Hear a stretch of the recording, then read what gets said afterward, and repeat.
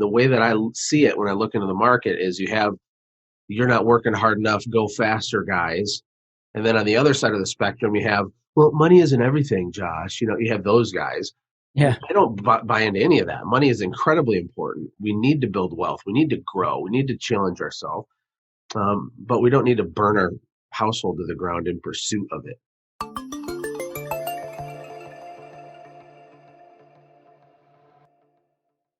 Josh Latimer, welcome to Performance Marketer. How you doing, man? What's up? I'm doing so good, Eric. I love Yeah. your cave that you have, the bat cave going on over there. It's awesome. I actually just got a new background that's coming, so I'm going to switch it up a little bit from time to time. But how you doing? How's summer? What's going on? What have you been up to? It's been a great summer, although it's been weird, probably for everybody. COVID, travel restrictions. We had an event scheduled in Florida that we had to, hit the eject button on. But a lot of good things. I was still able to take my oldest son to Alaska a few weeks ago, which was really, really cool. And I have 5 kids, so I can't remember how many kids you have, Eric, but we've had a great summer as a family. Business-wise, we had some bumps in the road, but overall we're up and our customers are doing well and we're doing pretty well as well. Oh, that's great. Well, yeah. Well, glad you're safe and everything's all right. And Alaska sounds awesome. That's we'd love to get into more detail with that whenever you have more time. But yeah, I got 2 kids, so I'm about not even half of what you got going on. Yeah, that's a good starter pack. Yeah. Yeah. Cool. That's awesome. Well, it's all about family, right? So however you slice it up, it's just finding time to spend with your family. And that's why we work our butts off to be entrepreneurs, right? So that we can. I don't think the thing I love more than anything on the planet is any entrepreneur that has a family. So I'm not a believer that you're just supposed to be Mr. Dad and hang out at home all day. That's not what I mean. I think you're supposed to build a big business, but loop your kids into what you're doing. Let them see you take risks. Let them see you try to build things imperfectly, fall on your face, get back up. We talk entrepreneurship and business and persuasion and marketing and mindset just kind of all the time in our house. It's not necessarily a structured curriculum, but entrepreneurial families are the best thing ever. I mean, yeah, I love it.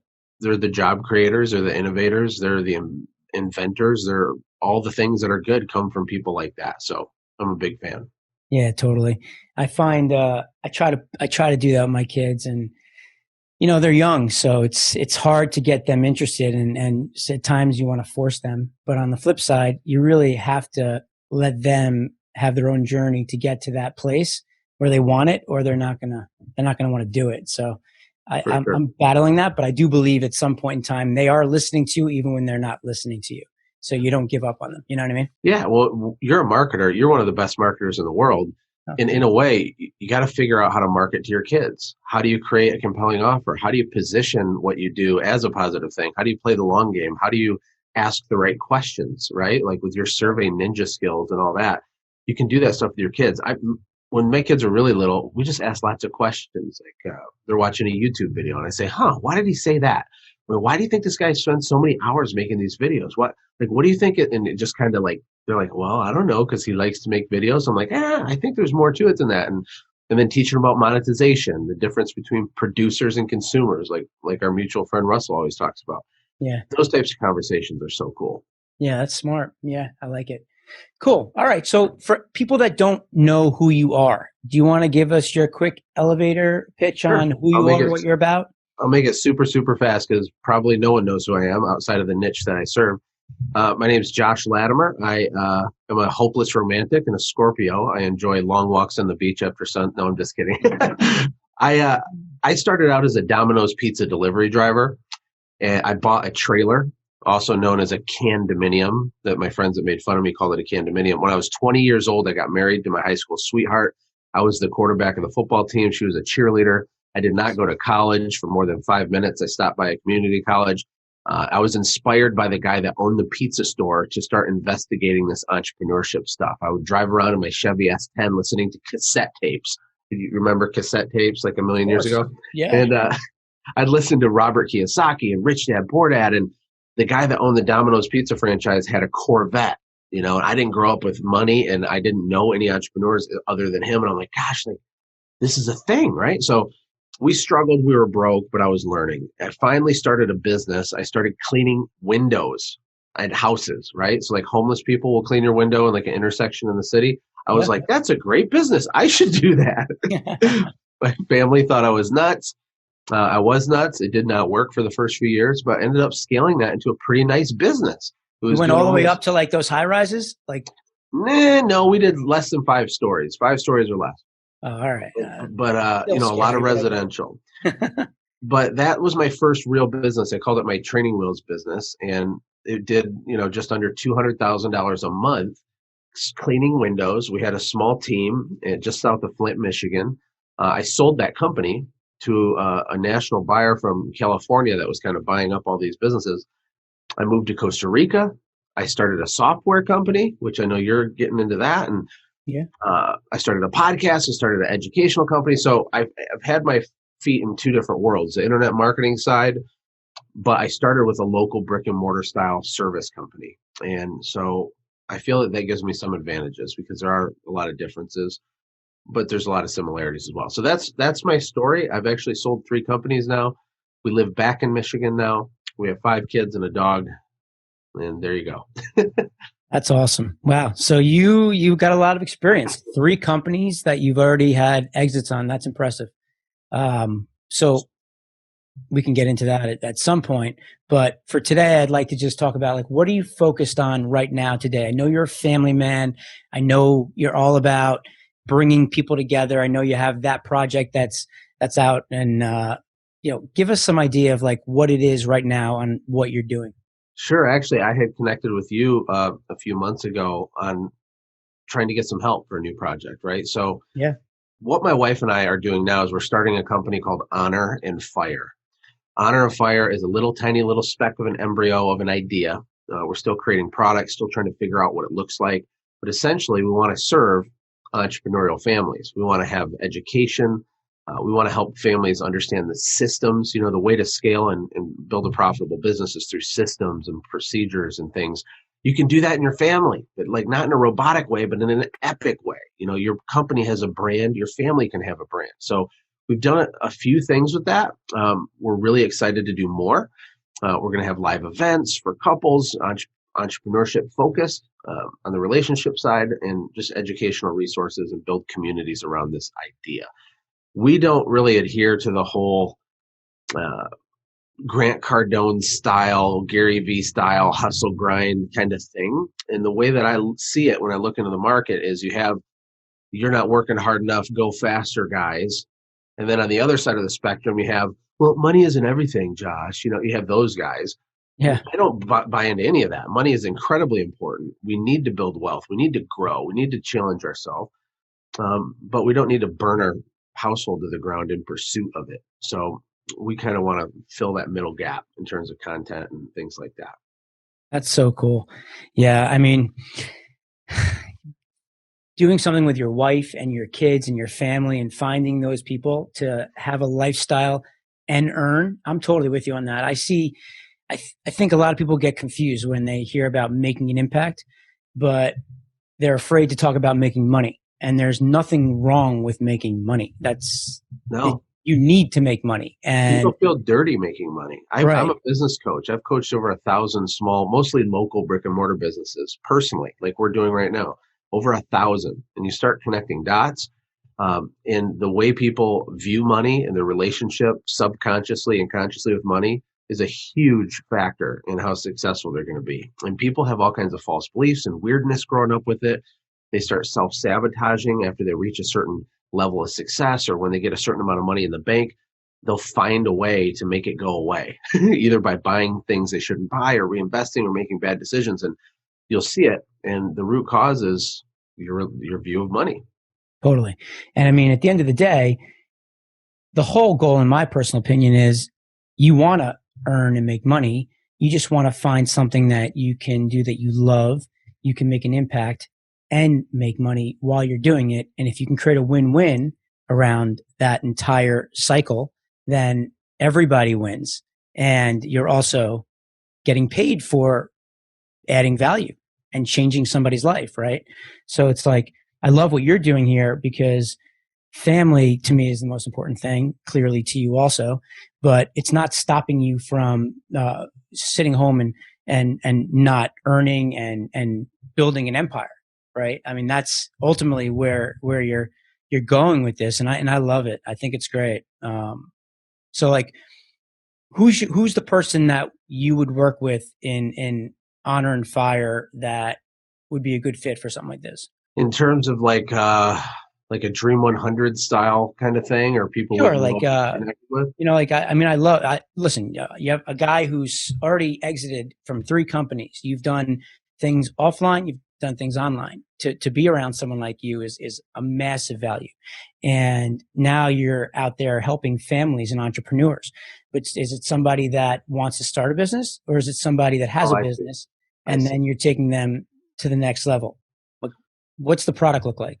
I understand. Okay, so it's probably mostly the little guy who knows that he's meant for more, but the business isn't really working. Whose wife supports him, but there's some resentment there because he promised her the dream vacation, and it hasn't happened in 5 years, and all the money they make goes into the business. I remember with my cleaning company, we had a fleet of like 10 brand new vehicles, right, of all these things. And but my wife was driving her broken minivan, right? So we're doing all this money, and she saw no benefit. So Right. we like people like that to help them how to communicate better, to help them understand how to communicate better, how to build a vision and a plan, how to overcome their self-limiting beliefs. We like that too. Now, on the personal side, we love people like Eric Beer too, people that have already achieved a lot, because those conversations are amazing. So for Honor and Fire, probably to start with, our target would be someone that has a company, has a family, they're having some level of success, but it's a mess and there's a lot of stress in their life. All right, cool.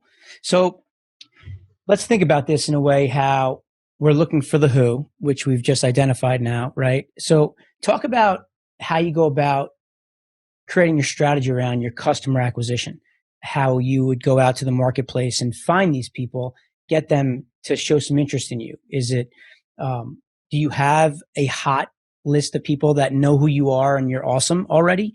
Do you have people that kind of know about you, or you go out and no one knows anything about you and you're able to tap in and find them and then, nurture them to a point where they get it and then you can convert them into customers? I do have a following for my other companies, not gigantic, but we have a list of over 40,000 small business owners that I've built up through content, keynote speeches, my publishing consistently for over 4 years, going live on Facebook, just serving and giving and helping. So the strategy for us at this point, one of the main ones, is content. It's slower, but the people that you build up as a tribe are so loyal. It's so sticky. You can end up creating better products because you're directly talking to these people. You're doing life with them. The money happens on the back end. The money happens automatically later when you're serving people at a high level. So the way I kind of am looking at this is I'm comfortable going slow with it, and I want to lead with value, if that makes sense. So Sure. Yeah, I mean, no doubt. So when you're doing that, I've seen some things online where you've done some awesome events where you have people show up. I believe it's at your home. Is that right? yeah, we So an did. amazing video. Like, tell us a little bit about like how that all works. Is that just building the bond of people that are coming and hanging out? It was super organic the way that it happened. Looking back though, like that was one of the smartest things I ever did for that company. The name of that business is automategrowsell.com, and it's systems, courses, and events for local service companies. Anyway, so what happened was when I started my podcast, all these people would listen to me, but people consume podcasts as a form of entertainment, right? And what was driving me nuts is I'm like, no, like get a result, like change your life. And I'm telling them everything I know, and a tiny portion of people are getting a result. Right. So then I thought, all right, I'm going to make a course. So I made my first course many years ago when I was in Costa Rica. I made this $1,250 course. I put all my systems, all these things, do this, then do this, then do this. I sequenced all the things and how to do it. And I'm like, all right. So then I sold a bajillion courses. Well, then I noticed when I look at the analytics, only a portion of the people would get past the first 4, 5, 6 videos, right? Which is the way that it is with courses. But I was just learning this at the time. So then it was making my eye twitch again. I'm like, oh my gosh, like I'm trying to change your life. Let me help you. You probably feel like that right now with the survey thing. 100%. It's so hard to get people to do what's best for them. So then I thought, okay, if the podcast isn't getting people across the finish line, although they love it, the course, everyone loved it, all reviews. And I would see these 5-star reviews from people, and I'd look in their account in my course software, and they hadn't even done 10% of it. But they're telling everybody how great it is. I'm like, well, that's nice for me, but it's driving me nuts. So then I thought, you know what? If I can get in the same room with these people and sit down at a table with them and fix their stuff over 3 or 4 days, like literally. So that event we did was a small, intimate, higher ticket event. It was a $3,000 ticket to come to it. And I think we only had like 60 people at the first one. And I brought in all these other 7-figure, service company CEOs, and we all sat in these mastermind tables and just fixed their stuff, like bam, bam, bam, bam, bam. And emotion was high. It was unbelievable. People are crying. They have a crystal clear plan when they go home, and then they'd go home. Then this was the largest, result that we got for people was doing that. But we're still talking maybe, 30, 40% of the people actually executed on the plan that they left with. And then how many people were there? Oh, there's like 60 people, 60 businesses at this. That's not bad. So like over 50% of the people. Well, no, like less than 50%, like 40% of the people would get a result. And I'm just making up numbers. Okay. Got it. The point being that podcast, low level of radical change. Course, higher than the podcast, but still low. Live event, way higher than anything else, but still not that high. Yeah. We ended up launching another program that was a weekly mastermind for a year. It was a year contract. That's called our Conquer program. That's the most powerful thing we've ever done. So now we're getting up to, the 80, 90% of people radically changing stuff. So that was a long answer on the progression, but no, I love it. People need accountability. They need sequencing. They need all the content. But the big thing, I think, really is the accountability and community. That's where I've seen the biggest results come for people. Yeah, no, I love it. Because like for me, it's all about, I've been generating leads for 17, 18 years, right? And I'm going out and I'm finding people with where they are, right? I'm creating these pattern interruptions, and those are cold leads. But all of this stuff that you're talking about here is so important to taking that person from just opting in for your free lead magnet, or maybe going through a survey or quiz or whatever, right, to the next level. And I think that's where a lot of people struggle. They do really well on creating their funnel and their front end, and they can get people in, but then it's like, okay, now like what do we do? And people talk about the follow-up and the money's in the list, right? And we all know that's true, right? But there's more to it than that, because you just said, like, you sell a course for $12.50 and people only watch 4 or 5 of the videos. And then what? And now you're like, oh man, like, what do I do? And people are telling you that you're awesome, but they still haven't completed the video, right? Right. I secretly knew the truth, like, okay, you think I'm awesome, but I want you to change your life. I want you to scale your business, and you're not even watching this stuff. Right. Well, at the end of the day, to me, right, I hate talking about myself. The best marketing is the results of the people you're working with, right? Yes. And if you're not getting people results, then it's all for nothing at that point, right? It's great that you're talking great about me, but it still doesn't feel real, right? When you really get somebody to make that transformation, that's the part. And I think like to get people to that point is all around commitment and mindset. And, I remember seeing the video of that, and you did such a good job with the video. And it was just, I got goosebumps watching it when you were like showing that event, and it still sticks out in my mind. And I saw it a few years ago, actually. So like, you made an impression on me, and it's like those kind of things that I think bring somebody from this cold lead, warm lead, hot lead to another level. So when you're out and you're buying these leads, right? I'm always struggling with how to connect the dots. And this live event that you're doing is beautiful. You're going to do that for Honor and Fire? Because with that, it's family, right? We're going to have insane events. My wife and I love events. They're a lot of work, but our heart's in it, man. We do weird events. This when you were just talking, it just reminded me of the importance of emotion.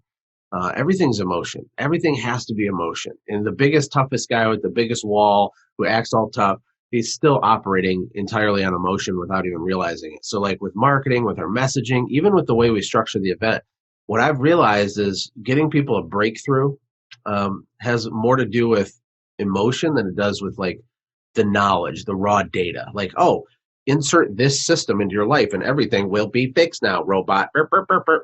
They won't do it. They have to feel it. They have to want it. And so that video that you had watched was heavy on emotion, right? Lots of, the sun hitting the screen the right way with the slow motion of the person laughing. And that's the way to market. That's what I do in a lot of my stuff is I focus on that because I'm a passionate person in general. But it gets results. It gets big results. Yeah. It's just the question of like measuring it. And that's, I think, the frustration of a lot of people that I talk to is that they're good at that and they're just missing that. All right, give them the ball. Now they're running down the field and now you got to put the person into the end zone and, and then actually get paid for it in addition. And that's where I see a lot of the disconnect of what's happening. Well, you know Ping Jun. We both know Ping Jun from Russell's group too, but yeah, he did this awesome teaching about the way that he structures his offers. And basically, super simple. You got do it yourself on your front end. Then you got done with you in the middle. There's like an upsell or the next tier in your value ladder. And then you have done for you. And if you think about it, the podcast and the course are kind of do it yourself, right? Then we do the live event, which is a done with you.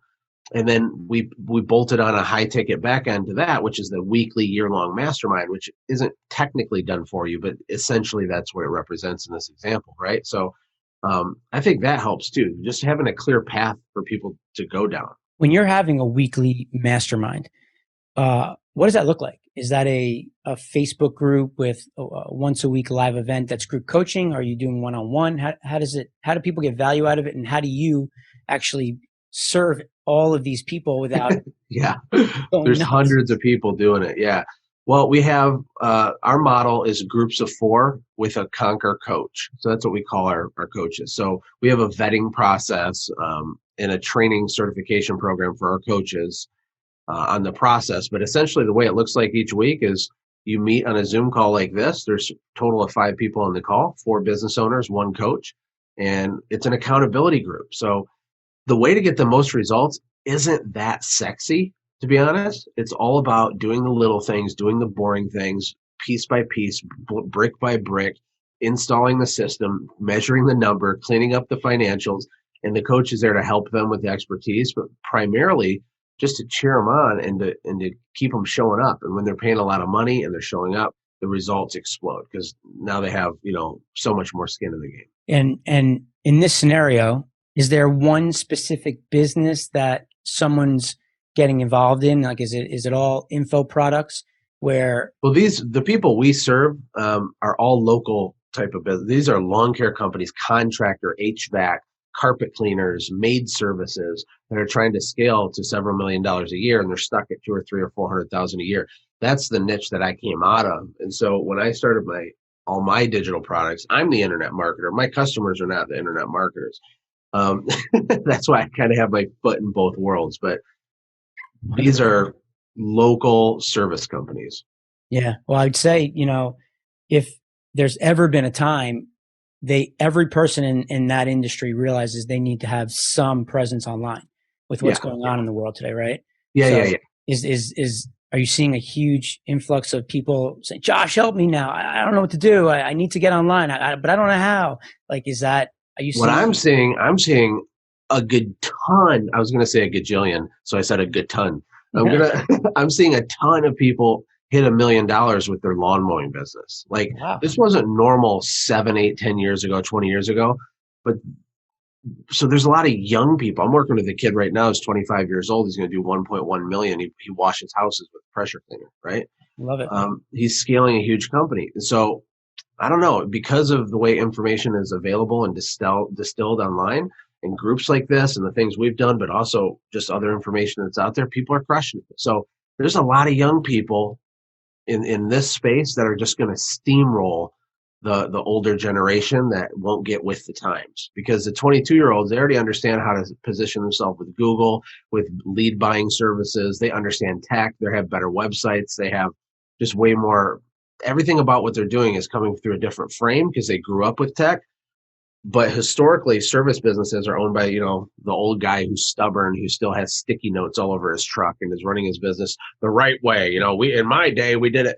Those people are going to get killed if they don't get with the time. They're just getting removed, and they're being replaced by 20-something-year-olds building huge companies in a fifth of the time it took the other guy. Yeah, which is scary because obviously if they've been doing it for 20, 30 years, they're very knowledgeable. And if they don't pivot and get Knowledgeable products, on the technical side. Like yeah, I call them artisans. yeah, Like Michael Gerber in the E-Myth uses this example of just because you're good at baking bread doesn't mean you should own a bakery. like, yeah, like owning a bakery is a different thing than being really good at baking bread. right. And the people we work with, they're really good at mowing the lawn. They understand the technical side. I call it the technical perfection deception. They think that the way to succeed in business is to be exemplary at the thing, the deliverable, the service. That's only a small piece of it. They forget about or are unaware of all this other stuff, the psychology, the way to sell packages, the way to nurture leads, conversion, driving traffic. And the young people, man, they're killing it. Yeah, that's funny. That reminds me of when I was younger and we were figuring out what we wanted to do when we grow up, which I'm still trying to figure out. But Me too. I just remember like a family friend became a lawyer and they thought that everything was all around the law and going into court. And when they got accepted to get a job in this like big law firm, they didn't realize that a big responsibility was bringing in business, which had to do with sales, right? The firms look for you to bring in new business. And they were like, well, I'm a lawyer. I just thought I needed to know the law and not realizing that, well, Right. business operates with, paying the bills and they're looking for you to bring it in. And then like, it's just kind of like a reset of like, oh my God, like there's more to it. So maybe I should have taken that marketing class that I thought wasn't important because I wanted to do law, like, Totally. you run into that a lot. The Yeah. same thing with dentists and doctors. They don't teach business classes. I know of several dentists, chiropractors. Um, for some reason, they get this idea in their head that they're going to make, 200 or 300 grand a year. I'm a doctor. I'm whatever. But they don't realize that they have to become an entrepreneur. They have to become a marketer. Yeah. And if they don't, they're just going to be an employee dentist at somebody else's entrepreneurial dentistry office, right? Totally. Uh, yeah. So if you bumped into a dentist right now and you had 5 minutes with him, high level framework, what would you tell him to do? Be different, serve your community, play the long game, look at how you're following up, right? Because with any kind of local business, well, with any business, there's so much gold in your list. Most small businesses don't leverage and work their list correctly. I actually met a guy in Texas who has millions of followers online. I won't say who he is. He has over 100,000 people on his list. He never emails them. He's not doing anything to monetize anything. And so I'm going to be helping him. But you'd be shocked at all these companies because they're scared to email the list. They're scared to get the one person that's mean that says I hate you or whatever. So I would tell them that. Yeah, it's interesting. I have a similar friend who does this, and they were asking me those questions, and some of them don't have lists. They don't capture the data. They don't have the people coming into their offices. Whereas another friend of mine who's a chiropractor, every person that came in, he would have things set up already inside the waiting room where he would ask them to fill something out while they're waiting and give a review. So if he saw 20 patients in a day, right? Let's say 15 of them decided to say, sure. For the most part, if you're there and you like them, you're getting good reviews, and reviews clearly are a huge, huge value. Oh yeah.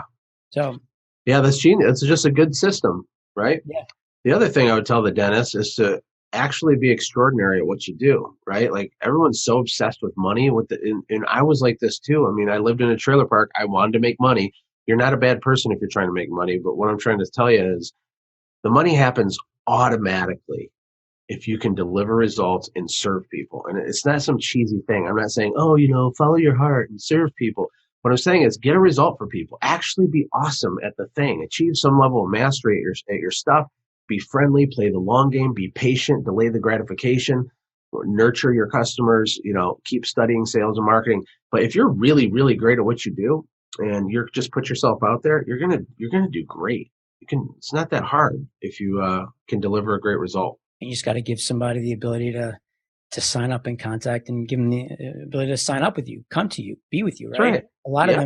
A lot of them forget that. I see that all the time. They do. Yes, they do. There's no, like they'll do everything right, but then they don't have a page for someone to buy Get the money. something from them. That's right. Because they're freaked out. They feel dirty doing that. Yeah. They picture like the guy with the chest hair poking out with the gold chain, like the used car salesman. Like they feel like they're that guy when they try to sell their stuff. Right. Which is so silly, because you know what's interesting? Are you familiar with the Dunning-Kruger effect? Have you ever heard of that? It's like this psychological thing. So basically, people with a low IQ tend to overestimate their abilities, and people with a high IQ tend to underestimate their abilities. And kind of a spin on that I see with business owners is people that actually care about their customers, that actually do the right thing when no one's looking, they have integrity and honor and character. Those people are the worst at selling their stuff sometimes, because they're overthinking everything. Well, I don't want someone to think this of me, and I don't want to think that. And they're killing themselves. But the lower integrity people that are just chasing the money, they go get paid. They make the money. And so what's happening by you holding back is, in a way, you're inadvertently screwing over your market, because all the guys that don't care about your customers are going to swoop them up and sell them everything. Right. And they're not as awesome as you are. Right. So maybe that's an encouragement for someone. Exactly. That's like the whoever's the loudest wins. You typically, not who the best is. A lot of the people, right? Like you're out there and you're pushing something, but maybe you aren't delivering. So that's a good point. So Josh, if people want to hang out with you and they want to join Honor and Fire or come to your house, run around, how would they get in contact with you? Go follow me on Facebook. Just type in my name, look for my ugly face, and click me and follow me or add me as a friend. The other thing you can do, if you do have a family, you can just go to honorandfire.com. There's not a lot up there yet, but there's something there. There's a couple resources that are fun, and there's some fun videos to watch and stuff. And you can connect with me that way as well. Yeah, I love it. And we're going to be doing a survey for that also, right? Yes, we are. Looking forward to that. So cool. Yeah, guys. So listen, Josh Latimer, he's awesome. He's one of the coolest guys I've met online. And if you have an opportunity to hang out with him, go follow him. Tons of value, and clearly smart. I mean, you're the man, Josh. I really appreciate you giving me some time here in August when you should be out swimming with your kids. But in any event, appreciate the time. You're the man. Thank you for coming on to the show. Thank you, Eric. You're the man. Fist bump. High five. Noogie. There we go. Take care, buddy.